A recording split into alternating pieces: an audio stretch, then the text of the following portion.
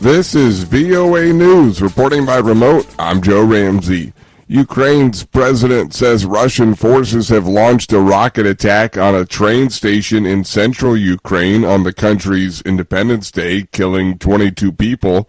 The lethal strike Wednesday came after warnings from President Volodymyr Zelensky in recent days that the Russians might, quote, try to do something particularly nasty, something particularly cruel this week. Wednesday's a national holiday in Ukraine, commemorating the country's declaration of independence from the Soviet Union in 1991. It also marks the 6-month point in the war against Russia. Days ahead of Independence Day, Kyiv authorities banned large gatherings in the capital through Thursday for fear of missile strikes. U.S. lawmakers looking into the government's coronavirus response say the White House under former President Donald Trump tried to pressure health experts into authorizing a discredited COVID treatment.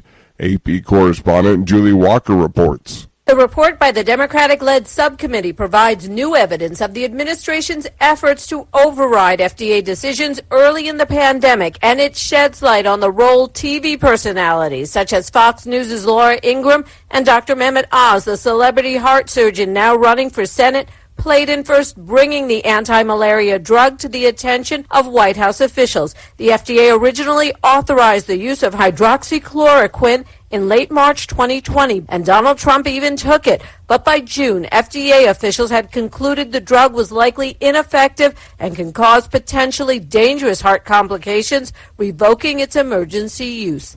I'm Julie Walker. Find more on these stories at voanews.com. This is VOA News. Authorities in Ethiopia's northern Tigray region say Ethiopia's military has launched a large-scale offensive for the first time in a year, but Ethiopia's government says Tigray forces attacked first.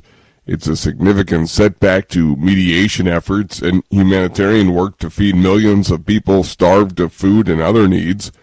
The warring claims on Wednesday came after months of military regrouping and a warning this week by Ethiopia's military to the public against reporting of troop movements. A judge has ruled Mexico's former attorney general, who oversaw the original investigation into the 2014 disappearances of 43 students from a radical teachers college, will go on trial on charges of forced disappearance, torture, and official misconduct. The former attorney general conceded there may have been errors in the investigation, but in the 8 years since, no one has been able to prove another version of what happened. The now 74-year-old served as attorney general from 2012 to 2015. U.S. President Joe Biden has announced federal student loan debt relief for families he says need it most. AP Washington correspondent Sagar Magani reports. The president says he's delivering on a campaign pledge by canceling $10,000 in student debt for millions of Americans earning up to $125,000 and up to $20,000 for those with the greatest need. 95% of the borrowers can benefit from these actions. That's 43 million people. The White House says some 20 million will have their entire debt erased.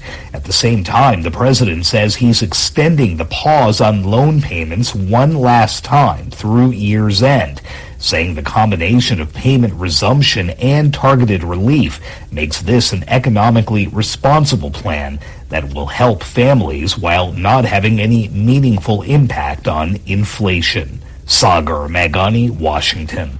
Recapping our top story, Ukraine's president says Russian forces have launched a rocket attack on a train station in central Ukraine on the country's Independence Day, killing 22 people.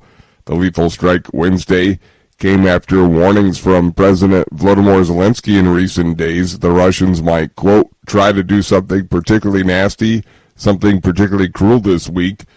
Wednesday is a national holiday in Ukraine, commemorating the country's declaration of independence from the Soviet Union in 1991. It also marked the 6-month point in the war against Russia. Reporting by remote, I'm Joe Ramsey.